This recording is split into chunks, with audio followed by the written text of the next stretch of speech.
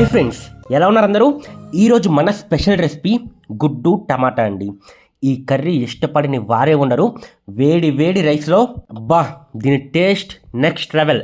అయితే ఈ కర్రీకి కొన్ని సీక్రెట్స్ ఉన్నాయి.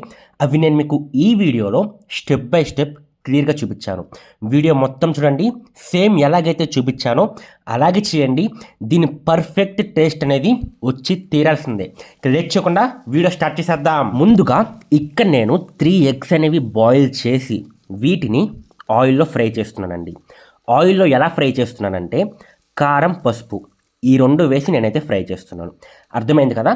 ఇంతకు మించి ఏమీ వేయలేదు. కారం, పసుపు, కొంచెం ఆయిల్ వేసుకుని లో ఫ్లేమ్లో ఈ 3 కూడా క్రిస్పీగా అయ్యేంత వరకు నేనైతే ఫ్రై చేశాను.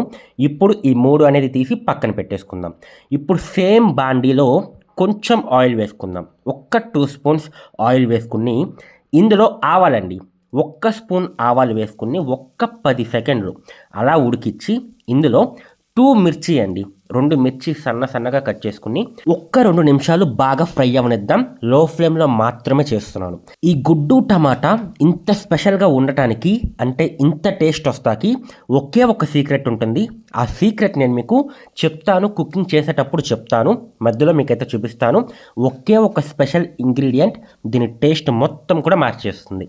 దానికి ఇంకా టైం ఉంది, మనం ముందు చూద్దాం.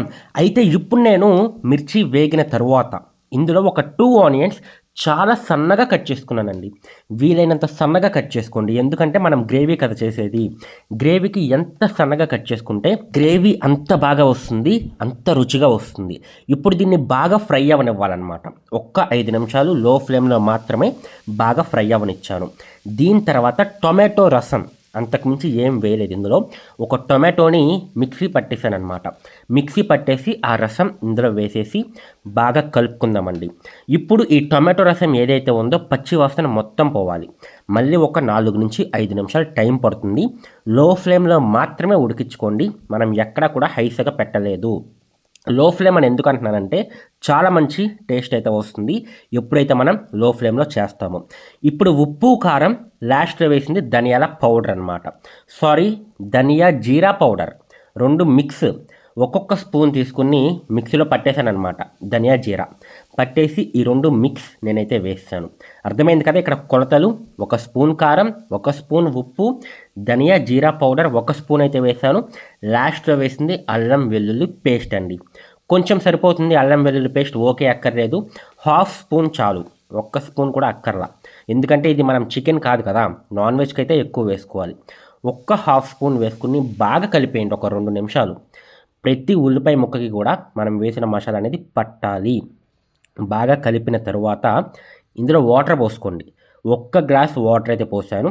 పోసి మొత్తం ఈ వాటర్లో మొత్తం మసాలా మొత్తం మిక్స్ అయ్యే విధంగా బాగా కలుపుకోండి. ఇప్పుడు ఈ కర్రీకి ఒక స్పెషల్ ఇంగ్రీడియంట్ ఉందని చెప్పే కదా, ఇది ఆమ్చూర్ పౌడర్ అండి. మీ దగ్గర ఉంటే వేసుకోవచ్చు, లేకపోతే ఇది ఏమీ అంత అంటే ఇది కాదు, అంటే పక్కా వేయాల్సిందే అని కాదు. నా దగ్గర ఇది ఉంది కాబట్టి వేస్తున్నాను. ఇది లేకపోతే గనక చింతపండు రసం, అది కూడా మంచి టేస్ట్ అయితే వస్తుంది.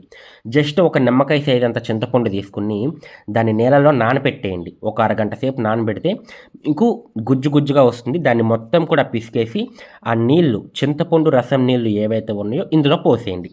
నేను చింతపండు రసం వేయడం లేదు, ఆమ్చూర్ పౌడర్ అయితే వేస్తాను. ఇది కూడా సేమ్ టేస్ట్ అనమాట. 2 కూడా పులుపే ఇస్తుంది. ఈ పులుపు ఈ కర్రీకి నెక్స్ట్ లెవెల్ టేస్ట్ ఇస్తుంది. ఓకే, ఇప్పుడు బాగా మరిగించాలన్నమాట. లో సెగలో మాత్రమే, హై సెగ పెట్టొద్దు. 2 నిమిషాలు మరిగిన తర్వాత ఇందులో కరివేపాకు అండి. ఈ కరివేపాకు అనేది 1 గుప్పెడైతే వేసాను, అంటే 20 నుంచి 22 ఆకులు అయితే ఉంటాయి, వేసాను. ఈ కరివేపాకు ఇప్పుడు ఈ వాటర్లో బాగా మరగాలన్నమాట. కరివేపాకు ఫ్లేవర్ మొత్తం కూడా వాటర్లోకి దిగాలి. అప్పుడు మనకి పులుసు టేస్ట్ అనేది నెక్స్ట్ లెవెల్ వెళ్తుంది. ఇప్పుడు ఇందులో మనం స్టార్టింగ్లో 3 ఎగ్స్ అనేవి కారం, పసుపు ఆయిల్లో వేసి ఫ్రై చేసుకున్నాం కదా, ఈ 3 ఎగ్స్ కూడా నేను ఇందులో వేసేస్తున్నాను. వేసేసి బాగా కలుపుకోవాలండి. ఇంకొక టిప్ ఇక్కడ, ఈ గుడ్లు ఏవైతే ఉన్నాయో నేను ఉడకేసాను కదా, ఉడకేసిన తర్వాతే నేను ఒక చాకు తీసుకుని చిన్న చిన్న ఘాట్లు పెట్టుకున్నాను అనమాట గుడ్లకి. అది నేను మీకు చూపించలేదు, ఎందుకంటే నేను వీడియో రికార్డింగ్ అవుతుంది అనుకున్నాను, బట్ రికార్డింగ్ అయితే అవ్వలేదు. ఆ చిన్న పార్ట్ అనేది మిస్ అయిపోయిందనమాట. అయినా పర్వాలేదు, నేను మీకు క్లియర్గా చెప్తున్నాను చూడండి. ఏం లేదు, చాకు తీసుకుని చిన్న చిన్న ఘాట్లు పెట్టుకుంటే ఏమవుతుందంటే ఈ పులుసు మొత్తం కూడా గుడ్డు లోపల దాకా పీలుస్తుంది. గుడ్డు తింటున్నప్పుడు కూడా ఆ టేస్ట్ మనకు తెలుస్తుంది అనమాట. పుల్లగా మసాలాగా చాలా బాగుంటుంది. ఆ ఘాట్లు పెట్టుకోకపోతే మీకు గుడ్డు లోపల దాకా పులుసు అనేది పీల్చదు. ఓకే, ఇప్పుడు మనం ఏం చేయాలంటే ఒక్క 8 నిమిషాలండి, 8 నుంచి 10 నిమిషాలు లో ఫ్లేమ్లో మాత్రమే, హైస్గా పెట్టొద్దు.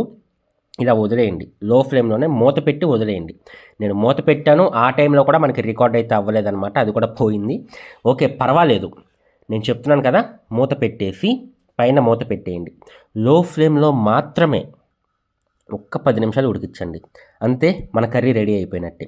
చూసారా ఎంత బాగా వచ్చిందో. ఈ కర్రీ రెడీ అయ్యింది అని ఎలా తెలుస్తుందంటే ఆయిల్ మొత్తం కూడా పైకి తేలుతుందండి. ఎప్పుడైతే ఆయిల్ పైకి తేలుతుందో మనకి కర్రీ అనేది రెడీ అయిపోయినట్టే. ఇంకొకటి, నాకు ఈ విధంగా పులుసు అనేది ఈ విధంగా రసంగా ఉంటే నాకు చాలా ఇష్టం అనమాట తింటాకి. నేను ఇలా చేసుకున్నాను. మీరు ఇంకా చిక్కగా చేసుకోవచ్చు, ఇంకొంచెం ఎక్కువసేపు మరిగిస్తే ఇంకా చిక్కగా అవుతుంది. కూడా కర్రీ చాలా బాగుంటుంది. ఓకే, మరి ట్రై చేస్తారా? చేసి మీకు ఎలా వచ్చింది అనేది కామెంట్ సెక్షన్లో చెప్పడం మర్చిపోవద్దు. అలాగే నెక్స్ట్ వీడియోలో ఏం రెసిపీ చేయమంటారు అనేది కూడా కామెంట్ సెక్షన్లో కామెంట్ చేయండి, నేను అదే చేస్తాను. ఓకే, మరి నెక్స్ట్ వీడియో కలుసుకుందాం. బాయ్.